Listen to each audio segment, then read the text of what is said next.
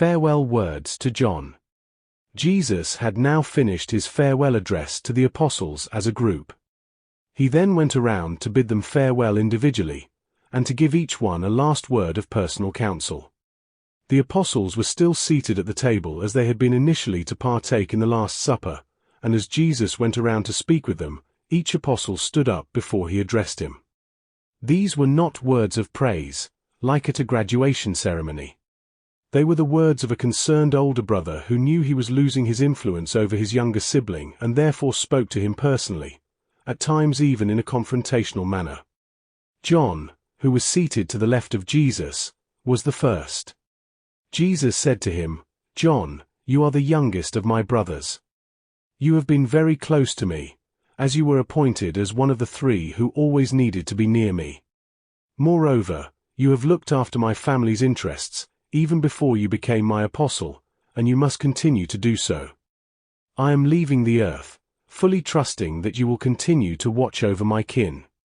Now that the hours have come that mark the end of my earthly existence, you must stay close to me, so that I may give you any final messages.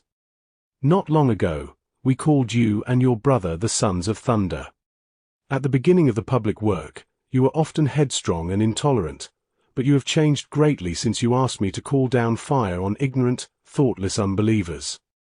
And John, you must change even more.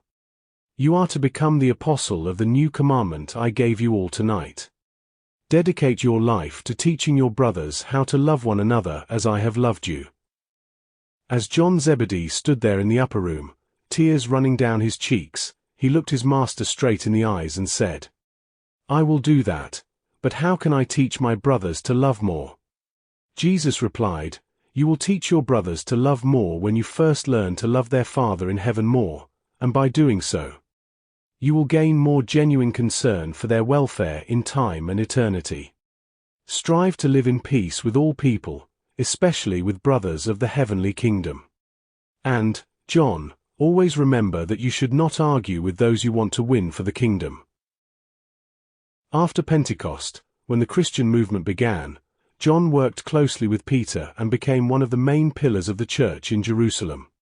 On the day of Pentecost, he was Peter's right hand and support.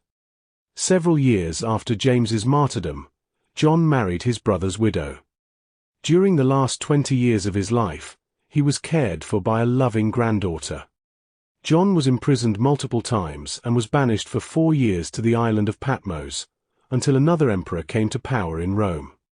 If John had not acted tactfully and thoughtfully, he would undoubtedly have been executed, like his brother James, who had spoken more freely. Over the years, John learned to wisely reassure and win over civil authorities whenever he had to appear before them. He found that a gentle answer turns away wrath. To earthly rulers, he portrayed the church as a spiritual brotherhood dedicated to the welfare of society, rather than the more politically charged kingdom of heaven. During his temporary exile on Patmos, John wrote the book of Revelation, which is now found in the Bible in a much shortened and distorted form. This biblical book contains the remaining fragments of a great revelation, large portions of which were lost, and others were omitted after John had written them down. It has survived only in fragmented and distorted form. John traveled extensively and worked tirelessly. After the dispersion, he settled in Ephesus, where he was appointed bishop over the churches in Asia. This son of thunder became the apostle of love. And at Ephesus, when the aged bishop was no longer able to stand in the pulpit and preach but had to be carried to church in a chair, and when at the close of the service he was asked to say a few words to the believers, for years his only utterance was, "My little children, love one another." He instructed his associate, Nathan, in Ephesus to write the so-called Gospel of John when he was 99 years old.